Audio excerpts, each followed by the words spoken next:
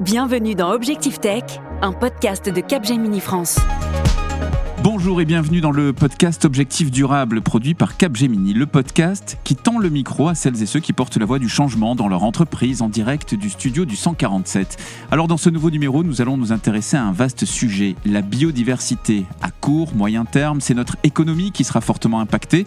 La moitié du PIB mondial est directement dépendante de la bonne santé de la nature et des services qu'elle nous rend.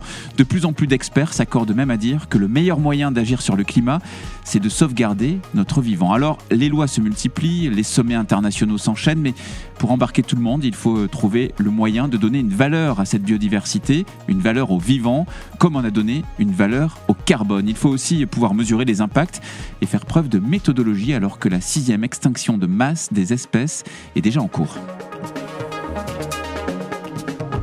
Objectif Durable, une émission présentée par Valère Coréard. Pour en parler avec nous, Sonia Lemann, tu es directrice RSE chez Martel Moum Perrier-Jouët. Bonjour. Bonjour. Arthur Campredon, directeur de la mesure d'empreinte à CDC Biodiversité. Bienvenue. Bonjour. Et puis à nos côtés, pour apporter un éclairage dans quelques minutes, Anne-Sophie Herbert, tu es consultante manager chez Capgemini Invent. Bonjour, bienvenue. Bonjour à tous. À vous trois. La COP16 s'est tenue dans la ville colombienne de Cali. C'était du 21 octobre au 1er novembre dernier, 2 ans après l'accord obtenu de haute lutte lors de la COP15 sur la biodive. Les négociations préliminaires qui se sont déroulées à Nairobi, au Kenya, ont été plutôt difficiles. Arthur Campredon, tu aides et vous aidez dans ton organisation les entreprises à s'aligner sur les objectifs énoncés par le cadre mondial pour la biodiversité.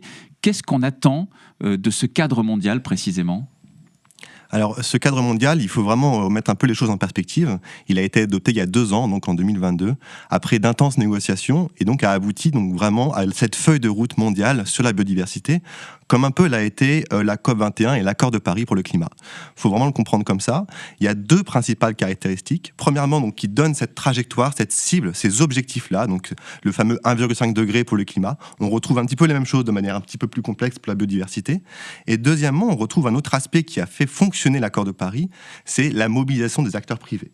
En fait, sur la biodiversité, il faut bien comprendre que l'agenda onusien 2010-2020, ce qu'on appelle les objectifs d'Aichi, reprennent dans leur globalité la quasi-totalité des cibles et objectifs qu'on retrouve dans la COP15, mais sans avoir pensé aux moyens d'implémentation. Là, c'est différent. C'est différent parce qu'on a appris de nos erreurs, on a appris de ce qui a fonctionné pour l'accord de Paris, et donc on s'est dit, prenons exemple et mobilisons des acteurs privés. Et donc des cibles, des objectifs qui sont vraiment dans l'accord concernent tout directement les acteurs privés. Je pense notamment à la cible 15, qui demande explicitement à l'ensemble des parties, donc l'ensemble des États du monde, de mettre en place un cadre réglementaire qui demande aux entreprises, aux institutions financières, de publier leurs impacts, leurs dépendances à la biodiversité. Et ça, c'est important. Et ça, donc, on fera le point. On a fait le point donc, à la COP16, donc 2 ans plus tard, sur vraiment la mise en œuvre par les entreprises de cet accord. Est-ce que sont saisies du sujet ?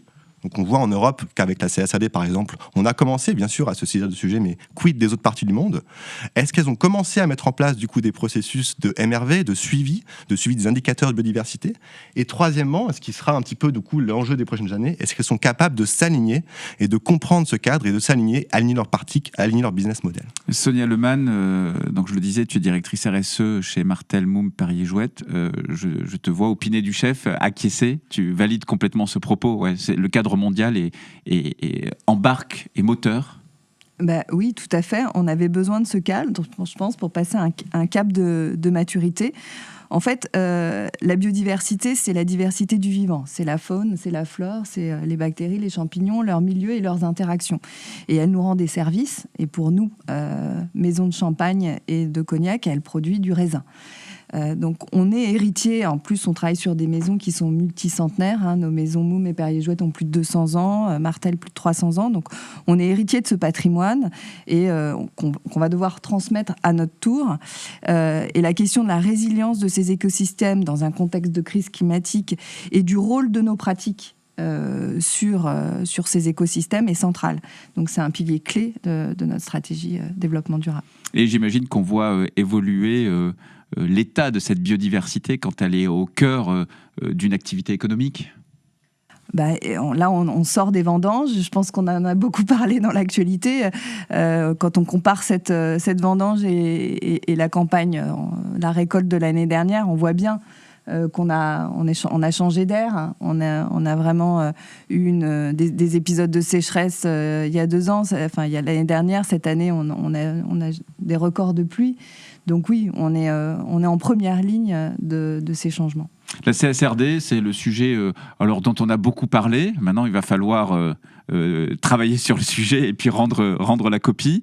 J'aimerais vous entendre tous les deux sur le sujet. Qu'est-ce que ça apporte justement, Arthur Campredon ? Alors je pense que ça apporte un cadre global européen pour qu'en fait le sujet extra-financier prenne autant de place que le sujet financier. Et ça c'est vraiment important et que ce soit fait de manière rigoureuse, scientifique, cohérente et harmonieuse. Et ça c'est vraiment quelque chose qui va être structurant dans les prochaines années, c'est la capacité d'avoir via tous les indicateurs qui sont proposés par la CSRD un reporting qui permet la comparabilité du coup des rapports extra-financiers entre les différentes entreprises, entre les différentes institutions financières, pour comprendre qui sont les champions, comprendre où est-ce que vont aller les investissements favorables à la nature et comprendre, avoir vraiment une visibilité totale. Aider les gouvernements aussi à piloter les trajectoires, ça c'est aussi un élément structurant. C'est-à-dire qu'aujourd'hui, dans l'alignement des flux financiers, l'alignement des activités, sur le climat, on commence à comprendre un petit peu où est-ce qu'on en est. Sur la biodiversité, on navigue à vue. Et donc on a besoin de ces indicateurs pour un vrai pilotage. Et puis aussi, ça va fournir à la société civile les moyens, une transparence, pour qu'en fait, tout un chacun, chaque citoyen puisse faire des choix en conscience de consommation sur la base d'informations disponibles et transparentes. Sonia Lemann, on navigue à vue. Moi, c'est un peu inquiétant, mais c'est un propos qui est fort. On va monter d'un cran quand même avec cette CSRD ? Oui, en fait, nos maisons ont accéléré depuis 10 ans, depuis 5 ans nettement, notamment pour nous lors du lancement de notre stratégie 2030 préserver pour partager. Donc ça a commencé déjà depuis plusieurs années, mais oui, la CSRD permet de standardiser les données, de les rendre plus robustes, apporte de la transparence, permet de comparer, mais aussi, je pense et j'espère, du coup, de transposer et d'accélérer les bonnes pratiques. Et l'exercice de double matérialité, notamment, qui impose de regarder d'un côté les impacts et de l'autre côté les dépendances en chiffrant les risques financiers associés, est particulièrement vertueux, puisque ça relie le pilotage financier et extra-financier de l'entreprise. Donc, ça permet de changer de gouvernance. Et de changer sans doute aussi un peu de paradigme, dans le sens où ça engage, à un moment donné, un reporting engage pour l'année suivante, Arthur ? Ah oui, tout à fait, en fait, parce qu'on voit que du coup, dans les différents indicateurs de la CSRD, on a beaucoup d'indicateurs situationnels, c'est-à-dire où est-ce que j'en suis aujourd'hui dans ma stratégie, combien j'ai d'émissions de gaz à effet de serre, comment j'impacte la biodiversité, quelles sont mes différentes consommations d'eau, tous ces éléments-là, mais aussi des éléments de transition et de prospection, c'est-à-dire où est-ce que j'en serai dans demain, dans 2 ans, dans 5 ans, dans 10 ans, et comment est-ce que je m'aligne avec les grands accords internationaux. On pense à l'accord de Paris sur le climat, et là, du coup, on pense à l'accord de Conwy-Montréal sur la biodiversité. Et donc, ce cadre va aider et va structurer tous ces plans de transition, tous ces plans de transformation, tous ces engagements des entreprises qui donc vont être redevables un peu au fur et à mesure des différents rapports et des différents exercices de transparence.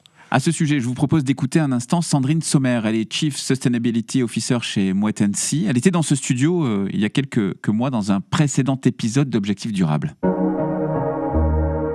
Tout l'enjeu de la biodiversité, c'est de savoir comment on mesure cette biodiversité, même si tout n'est pas encore calé. En tout cas, d'imposer aux entreprises de devoir annoncer, au même titre qu'on annonce nos engagements sur la partie climatique, de devoir annoncer nos engagements sur la partie biodiversité. Voilà, donc tout l'enjeu, c'est déjà de bien mesurer et de mesurer à la fois au niveau global. Donc, nous, on utilise le GBS, le Global Biodiversity Score, pour essayer d'avoir une mesure, même si je trouve que c'est pas encore très, très parlant comme indicateur. Et après, il faut vraiment mesurer localement, donc sur chacun des terroirs, sur chacun des pays. Arthur Campredon, j'ai vu votre visage un peu s'éclairer en entendant Sandrine Sommer évoquer le GBS. Bah oui, tout à fait, parce que c'est le cœur de notre métier. Donc à CDC Biodiversité, on a développé donc cet outil donc de bilan biodiversité, ce qu'on peut appeler du coup le pendant du bilan carbone pour la biodiversité, qui est donc capable, sur le même modèle de transformation des données d'activité, donner effectivement donc un impact et des dépendances sur la biodiversité de manière quantifiée sur l'ensemble de la chaîne de valeur et dans des métriques agrégées. Et donc là, je reprends vraiment au pied de mots ce que vient de nous dire Sandrine Sommer sur le sujet, c'est-à-dire que effectivement on a cet enjeu de compréhension globale au niveau de l'entreprise. Quels sont mes impacts, quelles sont mes dépendances, où est-ce qu'elles se situent sur la chaîne de valeur, où est-ce qu'elles se situent géographiquement. Et ça, c'est possible via des outils et via des métriques qui sont disponibles aujourd'hui. Mais on a aussi l'aspect territoire et l'aspect vraiment localité qui est vraiment un dépendant très, très, très important de la biodiversité. Et ça, aujourd'hui, je pense que c'est vraiment l'enjeu actuel très, très fort, c'est de pouvoir réconcilier ces deux approches pour pouvoir les mettre en parallèle, pour pouvoir les prendre dans une démarche vraiment cohérente d'une entreprise qui, à la fois, prend en compte les impacts de sa chaîne de valeur, mais aussi va renaturer, va mettre des choses en place au niveau local, sur les territoires, en lien avec son entreprise. On a entendu du coup les vendanges jusqu'alors, il y a des pratiques très vertueuses qui peuvent être mises en place. Et donc tout ça, dans une stratégie globale d'une entreprise, je pense que ce sera l'enjeu clé des prochaines années. Ouais. Sonia, chez Martel Moum Perriette Jouette, tu peux nous expliquer ce que vous faites, quelle méthodologie vous utilisez aussi et éléments de recherche ? Oui, mais tout d'abord, donc, comme le dit Sandrine Sommer, et d'ailleurs c'est l'occasion pour moi de dire que ce sont des sujets sur lesquels on partage et on travaille le plus possible en collectif entre maisons. On partage les mêmes chaînes de valeur et le scope 3 comme on dit. Et comme ça a été dit, on a besoin de deux types d'indicateurs biodiversité. On a besoin d'indicateurs macro qui permettent aux grandes entreprises de suivre leur performance globale et de comparer les zones géographiques et les terroirs entre eux, d'identifier les priorités. On utilise par exemple aussi SBTN, Science Based Target for Nature, qui permet de cartographier comme ça et de suivre une méthodologie qui fonctionne en transverse. Et puis par terroir, nous on va regarder des indicateurs plus spécifiques pour évaluer localement l'impact des changements de pratiques. Donc depuis 4 ans, nous, on travaille sur la viticulture régénératrice et donc on a un cadre qui va nous permettre de regarder 5 domaines d'impact, le carbone, les sols, la biodiversité, l'eau, le volet social. Et donc sur les sols, on va regarder le taux de matière organique, la vie du sol, le nombre de lombrics en faisant des tests bêches. On va regarder sur la biodiversité plus aérienne les surfaces avec des couverts végétaux, avec des infrastructures agroécologiques comme les haies, des jachères, la diversité spécifique des couverts. Puis après, on aura des comptages avec des insectes qui sont des bioindicateurs, des carabes, des coccinelles, des cirfes. Voilà. Et sur tous ces sujets, évidemment, on s'entoure d'experts. Parce qu'on veut trouver des mesures qui fassent consensus et qui, le plus possible, pourront être transposées d'un terroir à l'autre. Donc, on travaille par exemple avec OP2B, One Planet Business for Biodiversity, et PADV pour une agriculture du vivant, qui, avec l'indice de régénération, reprend pas mal des indicateurs que j'ai cités pour donner une note agrégée. Donc voilà. Indice de régénération, tu parlais à l'instant d'agriculture régénératrice, on dit aussi régénérative, je crois, enfin on joue un peu sur les deux. Tu peux le définir ça rapidement, c'est intéressant comme concept. Oui, alors c'est une approche qui vise pas simplement à réduire les impacts négatifs, mais à avoir des pratiques qui vont avoir des impacts positifs sur l'écosystème et notamment régénérer. C'est une approche holistique qui travaille à 3 niveaux, les sols. Donc on va trouver des pratiques autour de la réduction du travail du sol et puis les couverts que j'ai évoqués. La santé de la plante, donc comment faire pour que la plante soit plus résiliente, donc en termes de nutrition et de résistance aux maladies, de limiter les intrants et de choisir des bio-alternatifs. Puis on va travailler à l'échelle du paysage en favorisant la création de corridors écologiques. Ça peut passer par... on a dans nos 2 AOC, on a des parcelles en vitiforesterie, par exemple. Donc, on intègre des haies, des arbres en intra-parcellaire. Mais aussi, ça va nous pousser à avoir des approches territoriales. Donc, sur le Champagne, on a 2 appels à projets qui sont ouverts où on propose du financement à des acteurs au-delà du monde viticole pour justement mailler le territoire et faire se connecter différentes infrastructures agroécologiques entre elles. Arthur Campredon, tu es directeur mesure d'empreinte à CDC Biodiversité. Où vous distinguez biodiversité ordinaire et biodiversité remarquable ? Alors oui, c'est un peu un abus de langage que j'utilise. Je pense que la plupart des écologues sauteront au plafond en entendant ça, mais c'est pour un peu illustrer ce que nous, on essaye de faire. Ce qu'on essaie de faire vraiment à CDC Biodiversité, c'est de réconcilier rigueur scientifique, donc vraiment être au plus proche du monde académique, être au plus proche des dernières publications, on comprend très mal la biodiversité. On connaît que 2 des 10 millions d'espèces. Enfin, on a encore beaucoup d'humilité à avoir là-dessus, donc il faut être au plus proche de la communauté scientifique. Mais en même temps, il faut parler pragmatisme, il faut parler actionnabilité, il faut parler aux entreprises leur même langage. Et donc nous, c'est ce qu'on essaie de faire, c'est avoir un discours clair, précis, qui engage à l'action, mais qui est basé sur une science, quelque chose qui soit très robuste. Et donc je parle de ces 2 éléments parce que ça aide à comprendre, et c'est un peu la manière dont les cadres réglementaires de marché un peu se structurent sur le sujet biodiversité. Vous avez l'aspect du coup biodiversité ordinaire, c'est-à-dire un peu la biodiversité de tout autour de nous, autour de ce studio, il y a de la végétation, il y a de la vie, et donc cette biodiversité a le mérite d'exister et on peut la quantifier. Ça, c'est la biodiversité ordinaire. La biodiversité remarquable, c'est d'avoir certaines espèces qui sont particulièrement sensibles, en risque d'extinction, des zones protégées ou même des zones très importantes pour la biodiversité. On parle de certaines zones qui sont importantes pour la reproduction de certaines espèces, par exemple. Et donc, une vraie stratégie biodiversité holistique doit prendre en compte ces 2 enjeux. Par exemple, avec le Global Biodiversity Score, donc notre outil de mesure d'empreinte, on est capable de prendre et de capturer tous les éléments de biodiversité ordinaire, donc avoir un score, donc en MSA, l'abondance moyenne des espèces, qui est pilotable, donc vraiment. Et puis en contrepartie, on doit aussi savoir où est-ce que sont mes sites. Est-ce que du coup les sites de production sur l'ensemble de la chaîne de valeur sont proches de telle ou telle zone, etc. Et là, sur cette base-là, on est capable de définir une vraie stratégie et une vraie analyse de risque physique de transition sur l'ensemble de la chaîne de valeur et compte tenu de tous ces éléments relatifs à la biodiversité.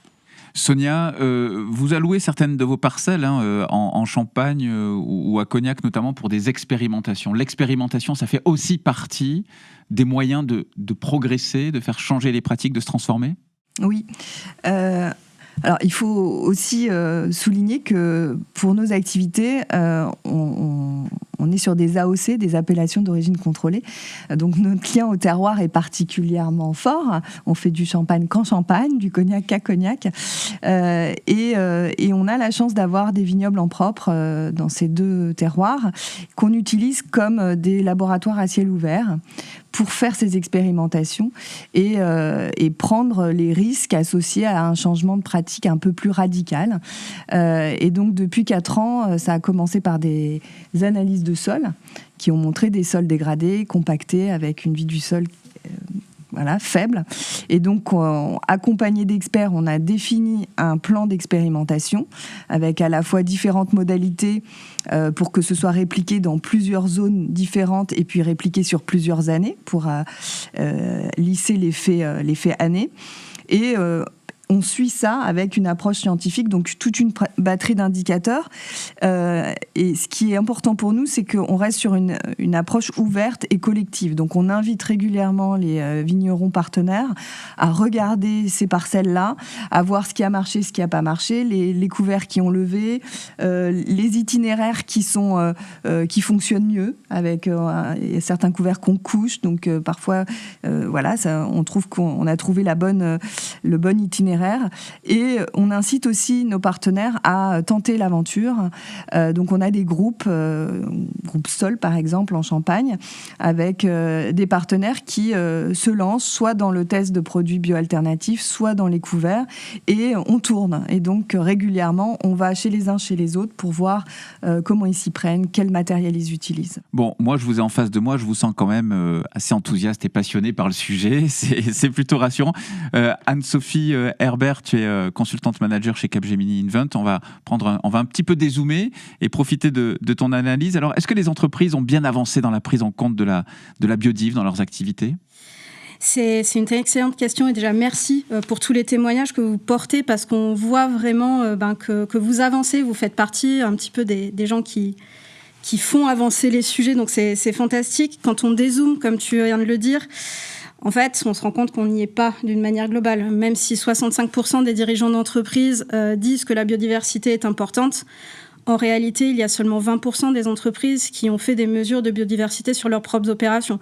Et on parlait du scope 3, ça descend encore plus bas, on est plutôt aux alentours de 15%.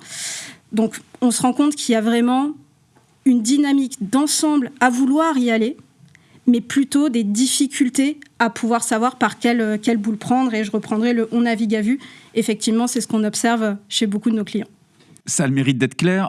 Quelles pourraient être les perspectives d'utilisation alors de la data au service de la mesure de la biodiversité ? Alors, sur les sujets de mesure, on pourrait se dire que c'est peut-être un problème d'outils et de méthodes. Alors, si on va sur le site de la TNFD, qui cadre globalement ce qu'il y a de meilleur en termes de pratiques autour de la mesure de biodiversité, je crois qu'avec 189 outils et méthodes disponibles, c'est pas le volume qui manque. C'est plutôt où est-ce qu'on positionne stratégiquement la biodiversité, sa mesure et le suivi des indicateurs de mesure dans l'entreprise et notamment à l'agenda des COMEX qui sont in fine décideurs. On se rend compte que les questions sous-jacentes qu'on a le plus souvent, c'est quel KPI je vais pouvoir définir. Parce qu'on ne va pas mesurer pour le plaisir de mesurer. Et encore une fois, à l'inverse, on ne va pas juste mesurer, lever les mains et dire « c'est bon, j'ai fait mon action biodiversité, j'ai mesuré une fois, à dans 10 ans ». Donc, au niveau des données qu'on va pouvoir collecter, tout d'abord, il y a les données qu'on peut déjà avoir. Je pense que beaucoup d'entreprises ont mis en place de l'ACV. Il y a des mesures, des impacts sur les différents écosystèmes qui existent déjà, qui peuvent être utilisés pour se donner un premier avis. Il y a aussi beaucoup de données publiques vis-à-vis des systèmes d'information géographiques qui permettent d'avoir une vision un petit peu globale et holistique de l'impact biodiversité. Et bien entendu, lorsque cela est pertinent, on va pouvoir aller faire de la mesure en direct sur site et revenir à cette notion éminemment locale qu'on a citée tout à l'heure, en dépêchant des écologues ou avec des solutions plus technologiques comme l'ADN environnemental, par exemple. Et vous soulignez tout à l'heure que, en fait, cette dynamique globale locale était assez compliquée à pouvoir mettre en place. En fait, ça revient au questionnement du passage à l'échelle. Comment je passe d'une mesure locale et éminemment circonstanciée dans un territoire à une mesure que mon COMEX va être capable de comprendre et qui va pouvoir guider notre stratégie. Et comme vous l'avez souligné, c'est en travaillant ensemble et en échangeant entre différentes entreprises et je dirais même entre différentes industries qu'on pourra apprendre sur les bonnes pratiques. Celles qui sont liées à l'agriculture sont souvent assez en avance sur ce sujet de biodiversité car leur vie est liée au vivant, leur business est lié au vivant. Je pense que vous pourrez largement faire bénéficier toutes les autres industries qui ont l'agriculture dans leur chaîne de valeur. Bon, Anne-Sophie, si j'ai bien compris, les data, elles sont quand même assez disponibles. Le sujet, on sait, il y a quand même cette conscience de son importance et de son enjeu impératif. Alors, comment on impulse un changement de culture d'entreprise ? Alors, on parlait de la CSRD tout à l'heure. Effectivement, la CSRD va donner un coup de collier à tout ça, étant donné que dès lors que la biodiversité va être matérielle, il va falloir remonter des KPI. Donc ça, c'est pour ses propres opérations et on peut assez bien le maîtriser. L'autre changement de culture est aussi à impulser vis-à-vis de sa chaîne de valeur et de son scope 3. Aujourd'hui, les entreprises demandent beaucoup d'informations à leurs fournisseurs sur les sujets plutôt autour du carbone. Pourquoi pas étendre les questionnaires qu'on leur envoie à des questions plus orientées vers la nature, que ce soit l'eau, que ce soit la biodiversité, pour justement ne pas prendre de retard sur ces indicateurs-là et ne pas avoir à revenir dans 3 ans en se disant « Ah, zut, on a oublié de poser la question alors que c'était important ». Ça a le mérite d'être clair. Merci beaucoup Anne-Sophie Herbert. Donc, je le rappelle, tu es consultante manager chez Capgemini Invent. Sonia Lehmann, on a parlé de l'agriculture régénératrice. Passionnant, complexe mais passionnant. On entend aussi parler du concept de permaéconomie ou encore d'intelligence collective. Là aussi, on a des outils de transformation. Oui, tous ces sujets sont liés et résonnent les uns avec les autres. En fait, historiquement, quand on parlait de la biodiversité ou de la nature, on était soit dans des mots comme exploiter ou protéger, mais l'un et l'autre mettent l'homme à distance de la nature. Ce qu'on est en train de percevoir, c'est que l'homme fait partie de la biodiversité et que notre rôle, c'est justement de travailler avec, de recréer des synergies, que nos pratiques puissent interagir avec le vivant. Et donc, dans les années 70, effectivement, le concept de permaéconomie a été créé avec 12 principes qui fonctionnent très bien avec à la fois le domaine de l'agriculture ou des organisations. Moi, il y a 3 principes que j'aime particulièrement qui sont observer et interagir. On parlait tout à l'heure de la biodiversité, des espèces bio-indicatrices qui sont des auxiliaires de culture qui peuvent aider. On connaît la coccinelle qui mange le les pucerons. Donc en fait, si on observe et si on interagit, on peut s'appuyer sur les fonctionnalités d'un écosystème. En intelligence collective, c'est pareil. Intégrer plutôt que séparer, c'est un autre principe de la permaculture. Ça marche avec la vitiforesterie. On intègre les arbres à l'intérieur d'une parcelle ou d'un vignoble. Et la diversité et l'inclusion, ça marche dans les organisations aussi. Ne pas créer de déchets, c'est l'économie circulaire. C'est aussi dans les organisations apprendre de ses échecs.